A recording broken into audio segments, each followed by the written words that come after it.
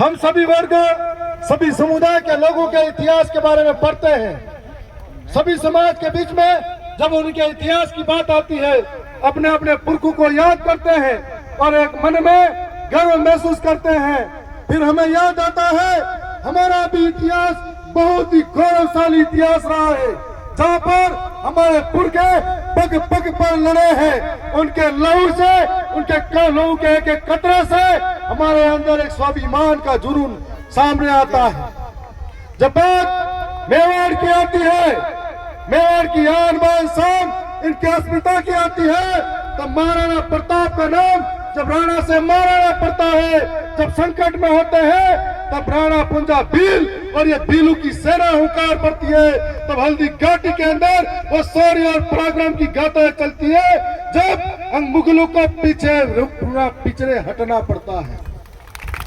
और भारत के अंदर मात्र एकमात्र ऐसी रियासत हुई थी जो मेवाड़ थी, जिसने कभी किसी की अधीनता स्वीकार नहीं की थी।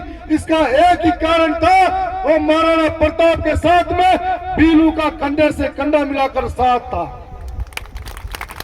यह साथ निस्वार्थ था और इस साथ के साथ में हमेशा हमने अपने आन बान और स्वाभिमान और जमीन के लिए कभी समझौता नहीं किया था। आज आजादी से पहले चाहे अंग्रेजों से लड़ना हो, चाहे मुगलों से लड़ना हो, चाहे रजवाड़ों से लड़ना हो, हम हर बार कभी किसी से पीछे नहीं हटे थे।